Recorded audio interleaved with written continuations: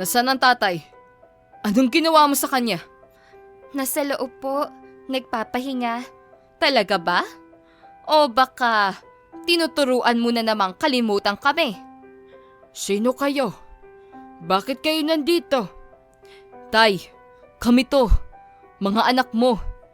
Anak? Wala akong anak. Siya lang ang kasama ko.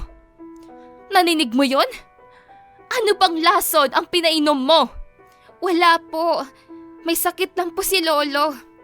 Kapag nawala ang matanda, wala kang makukuha kahit piso. Huwag niyo siyang sigawan. Siya lang ang hindi ako iniwan.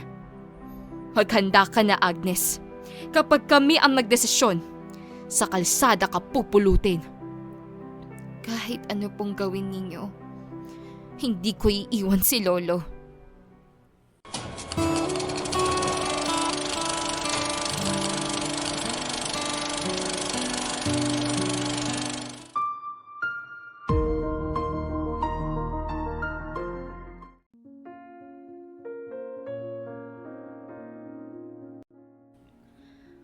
Kumain na po kayo, Lolo.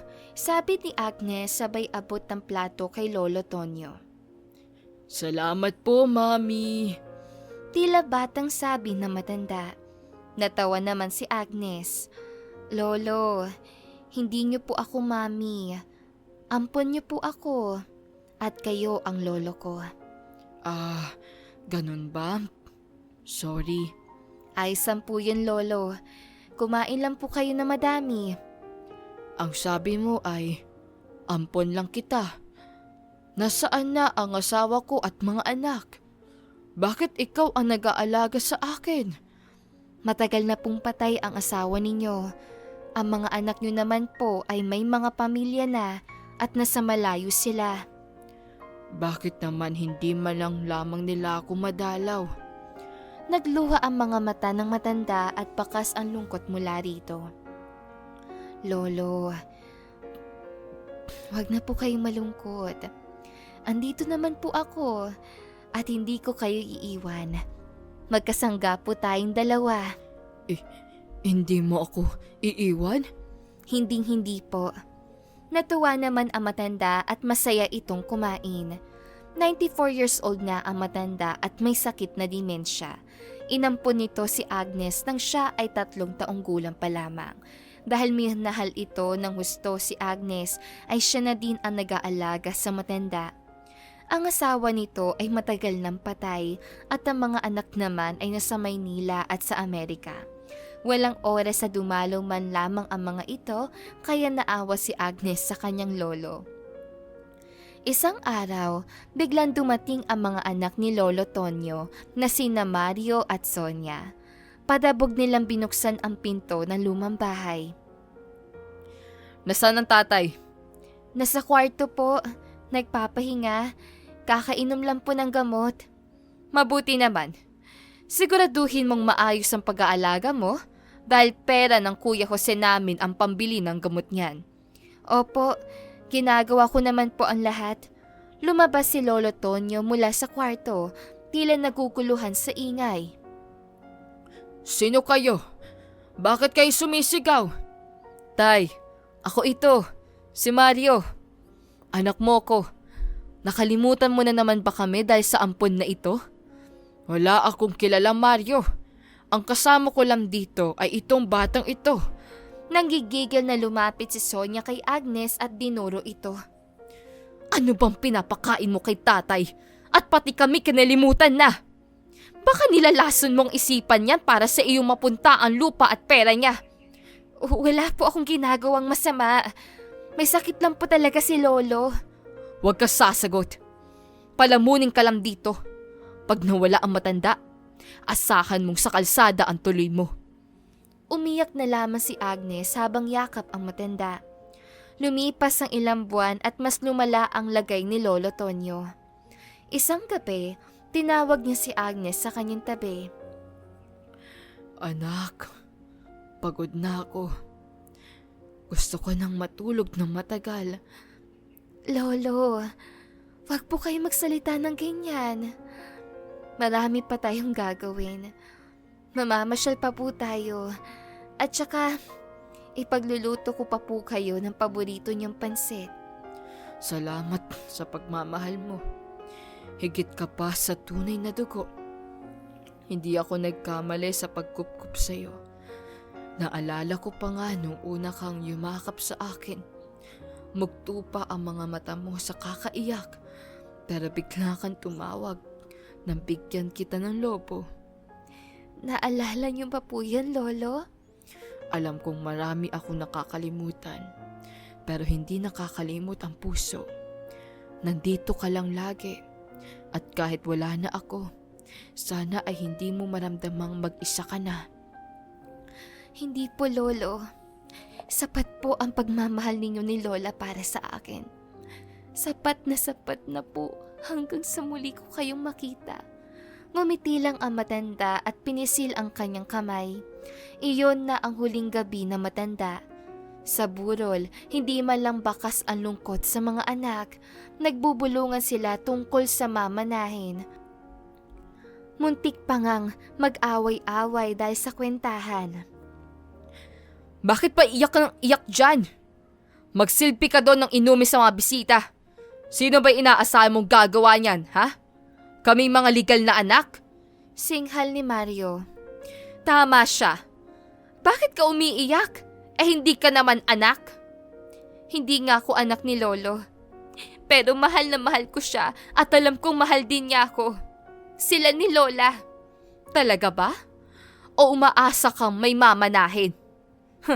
Pwes, dapat mong malaman na wala kang makukuha kahit isang singkong duling. Porket ba nag-alaga ka? Akala mo ay may makukuha ka? Hindi ba sapat na inalagaan at pinakain ka nila simula nung maliit ka pa? Aba, gahaman ka pala. Hindi po ako gahaman. Mahal ko ang lolo kaya ako umiiyak. Puro ka drama. Ayun, may mga bagong dating na bisita. Pagsilbihan mo at huwag kang tatanggap ng abulay. Sa amin dapat iaabot ng mga perang bigay ng mga nakikiramay. Opo, kuya. At saka, wala na ang papa. Huwag mo na akong tawaging kuya. At hindi naman kita kapatid. Masamang-masama ang loob ni Agnes sa sinabi ng mga anak ni Lolo Tonyo. Wala siyang nagawa kung hindi pagsilbihan ang mga bisita. 3 araw lamang ang burol. Gustong mga sana ni Agnes na kahit 5 araw man lang ang burol para matagal pa niyang kasama si Lolo. Pero hindi pumayag ang mga anak nito. Dagdag gastos lamang daw iyon. Matapos ilibing ang matanda ay tsaka lamang dumating ang pangatlong anak nito. Aba, at dumating ka pa. Nailibing na si Papa. Bakit umuwi ka pa? Sumbat nito. Bakit? Gusto mo solohin na mamanahin? Hindi ka man lamang nagpaka-plastic at pinuntahan si Papa. Hindi ka man lamang nagbigay ng respeto. May mga importanteng meetings ako, kaya hindi agad ako nakapag-book ng flight galing Amerika. Hindi nga maiintindihan dahil wala naman kayo mga pinapatakbong kumpanya tulad ko. Pagyayabang pa ni Jose. Mayaman ka naman pala. Huwag ka nang humati sa mga pamana ni Papa. Pangaasar pa nito. Ako nga ang gumastos sa pagpapa-ospital kay Papa nung nakaraan. Ako din ang nagpapadala ng pambili ng mga gamot at pagkain niya. Dapat nga ako ang pinakamalaki ang parte. Hindi naman ako makakapayag niyan. Dapat ay pantay-patay tayo. Yung mga gamit ng Papa, ipatapon nyo na para madali nating maibenta ang bahay. Pati yung mga damit niya, ipatapon nyo na doon sa mga ampon niya. Pati yung mga larawan at mga comics sa yan, ay itapon na din. Wag po! Collection po ng lolo yan. Napaka-sentimental mo naman. Basura na ang mga yan. Itatago ko na lamang po. O, tapos? Tapos na ang serbisyo mo. Mag-impake ka na at dumayas dito. Pero wala po ako matutuluyan. Kahit ilang araw lang po makahanap ako ng trabaho. Hindi namin problema yan. Lumayas ka na. Kuya Mario, Ate Sonia, Kuya Jose, wala po ako matutuluyan. Hayaan niyo muna sana ako makahanap ng trabaho bago ako umalis. Aba, ang kapal din na mukha mo. Akala mo ba porke inampun ka ni tatay ay may party ka na rito? Hindi ka namin kaano-ano. Kinuha ni Sonia ang maliit na bayong ni Agnes at itinapon ito sa labas ng pinto. Sa gitna ng kalsada, kumalat ang mga damit niya pati na rin ang mga koleksyon ng comics naman ng matanda. Layas! Baka nakawin mo pa ang mga gamit dito. Isama mo na yung mga alaala mo sa matandang ulyanin na yan. Maawa po kayo. Wala po akong pera kahit isang kusing. Magtrabaho ka. Hindi kami charity. Umalis ka dito. Bitbit ng isang lumang bag, lumabas si Agnes sa bakuran. Doon ay hinarang siya ng isang lalaking naka-Amerikana. Siya si Atty. Santos, ang matalik na kaibigan at abogado ni Lolo Tonyo. Saan ka pupunta, iha? Pinapaalis na po nila ako, attorney. Hindi ka nila maaaring paalisin. Sila po kasi ang mga totoong anak. Tama naman po sila. Sampit lang ako dito. Ampun lang ako. May huling habilin si Tonyo. Halika sa loob. Agad na sumigaw si Sonia na makita si Agnes. Bakit nandito ka na naman? Ang kulit mo din talaga, ano? Huwag kayong magalit sa kanya. Ako ang nagsama sa kanya dito. Nalaki ang mga mata ni Agnes nang sa harap ng mga gahaman na anak, binasa ng abogado ang huling testamento ng matanda. Ang lahat ng ari-arian, kabilang ang bahay na ito at ang perang nasa bangko, ay ipinapamana ni Tonyo kay Agnes. Ano? Imposible! Baliw ang tatay na isulat niya yan! Hindi yan valid! Hindi po baliw ang tatay niyo. May demensya siya, pero hindi ibig sabihin nun ay baliw siya. Sana man lang bigyan niyo siya ng oras at atensyon para nalaman ninyo kung ano ang totoong lagay niya. Demensya o baliw, pareho lang yon. Tama na yan. Maayos ang isip niya nang pirmahan ito sa opisina ko. 3 taon na ang nakakaraan. Kayo ang walang makukuha kahit isang kusing dahil sa pagpapabayan ninyo. Hindi kami papayag. Maaaring nagsisimula ng sakit sa isip ni Papa 3 taon nang nakakaraan. Meron ba kayong dokumento o medical certificate na magpapatunay na nasa maayos siyang pag-iisip ng panahong ginawa ng last will at testament? To be honest, wala. Pero I can testify na maayos pa siya ng panahong iyon. Ilalabas namin yan. Hindi kami makakapayag. Tama na po. Hindi ko naman po hinahabol ang yaman o ari-arian ni Lolo. Sapat na po sa akin na minahal nila ako ni Lola. Mas matimbang para sa akin ang pagmamahal nila kaysa anong yaman pa yan. Galit na umalis ang mga kamag-anak habang naiwang tulala si Agnes. Nagtungo sila sa sala at doon bumuo ng plano. Huwag kang mag-alala, iha. Tutulungan kita makapag-aral. Iyan ang bilin ng lolo mo. Nasisiguro kong hindi magiging madali ang laban na ito. Tama naman sila. Maaaring nagsisimula na ang sakit ng lolo mo ng panahong iyon. Pero handa akong tumulong. Huwag na po. Sila naman talaga ang mga anak. Malaking bagay na po sa akin na minahal at inaruga ako ng lolo at lola ko. Napakabuti mong bata. Huwag kang mag-alala at alam kong gagabayan ka na may kapal. Maraming salamat po, attorney. Hindi ko po sasayangin ang tiwala ninyo at ang pagmamahal na ibinigay ni Lolo. Gaya ng pangako ni Atty. Santos ay tinulungan nga niya si Agnes. Binigyan niya ito ng isang maliit na apartment, pati scholarship at allowance ay binigyan niya ito.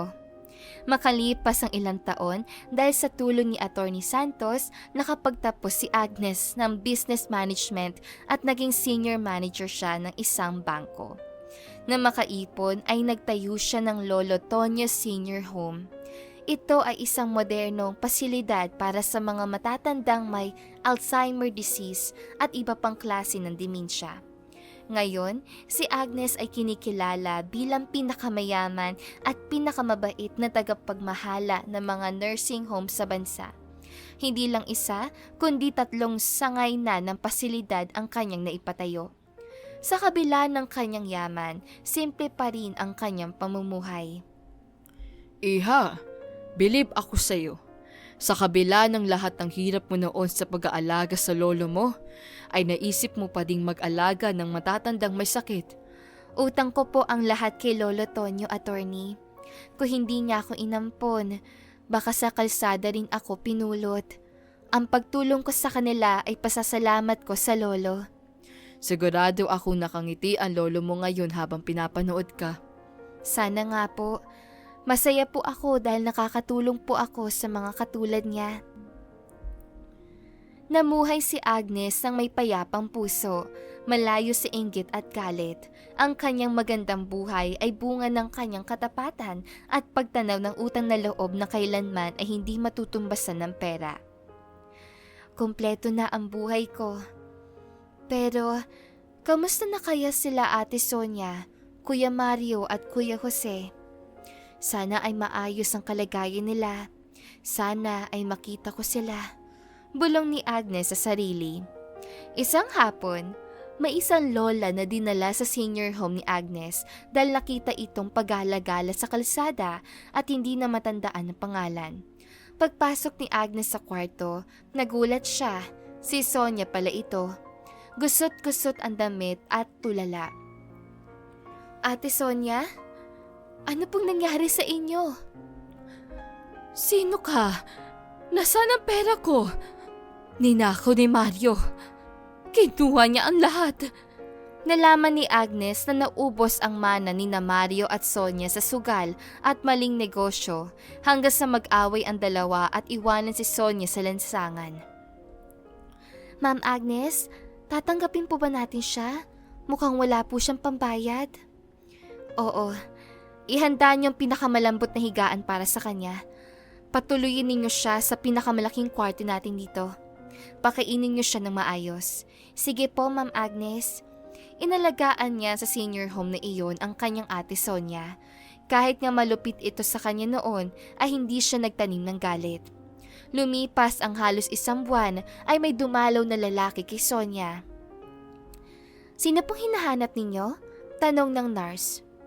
Hinahanap ko ang aking kapatid. Dito daw siya dinala. Sonia ang kanyang pangalan. Ani ni Jose. Sige po, maupo po muna kayo at titignan ko lang ang patient list namin. Habang naghahanap ng pangalan sa computer ang nurse, ay pumarada ang puting high-end na SUV ni Agnes. Nakita iyon ni Jose sa glass door. Ang gara naman ng kotseng ito. Siya siguro ang may-ari ng pasilidad na ito. Nang pumasok si Agnes ay agad niyang nakita si Jose. Kuya Jose?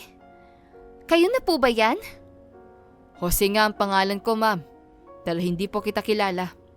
Paano niyo po nalaman ang pangalan ko? Dadalawin ko lang po sana ang kapatid ko si Sonia. Dito daw siya dinala. Kuya Jose, ako po ito, si Agnes. Namutla si Jose. Ang babaeng dating inapi at hinamak nila ay asensado na pero laking pagtataka niya kung bakit wala man lamang itong bahid ng galit o sama ng loob sa kanya. Agnes? Ang babaeng inapi namin dati? Bakit nandito si Sonia? Tanong nito, dinala po siya dito dahil iniwan daw po ni Kuya Mario. Nakakalungkot lang dahil pareho na sila ng sakit ni Lolo. Bakit hindi na po niya kayo makilala? Lahat niya. Pero bakit mo siya tinanggap dito? Pagkatapos ng lahat ng ginawa namin sa iyo dati? Ngumiti si Agnes. Naging malupit po kayo sa akin dati, pero hindi naman po kayo masamang tao. Naniniwala po ako na palagi may pagkakataon para magbago. Doon na umiyak si Jose. Napakabuti mo. Kaya siguro pinagpala ka habang kami ay na maayos ang buhay at nagkakaroon pa ng pamana ay naghihirap na ngayon. Ang totoo lang ay may sakit din ako. Wala na din akong pera. Patawarin mo sana ako, Agnes. Nagkamali ako. Kalimutan niyo na po yun. Welcome po kayo sa pasilidad na ito.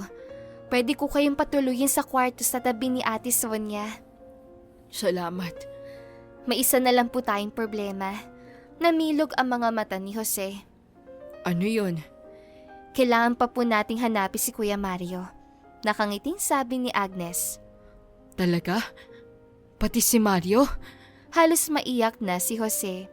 Oo naman po. Naku, wag po kayong iiyak at mahahawa ako. Ang mabuti pa ay magpahinga na po muna kayo habang nagpapahanda ko na merienda natin. Maraming salamat talaga. Matapos ang ilang linggong paghahanap, natagpuan nila si Mario sa isang barong-baro. May sakit at mahina na ang katawan. Agnes? Jose?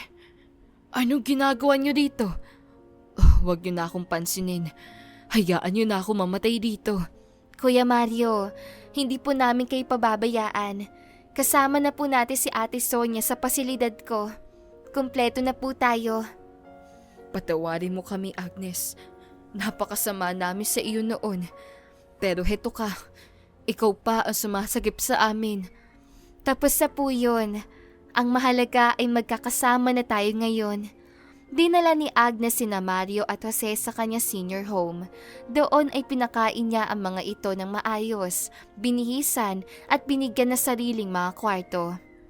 Isang gabi, nagkatipon-tipon na magkakapatid kasama si Agnes sa hardin ng pasilidad. Salamat, Agnes. Kung hindi dahil sa iyo, baka kung saan na kami pinulot. Kahit hindi ko maalala ang mga bagay tungkol sa iyo, ay hindi ka nagdalawang isip na tulungan ako. Oo nga, ngayon ko lang na-realize na masigit ka pa sa tunay na kapatid. Patawad sa lahat ng sakit na naibigay namin sa iyo noon. Wala na po yun sa akin. Masaya po ako dahil nakikita ko kayong maayos ang kalagayan. Ito ang gusto ni Lolo Tonyo para sa atin.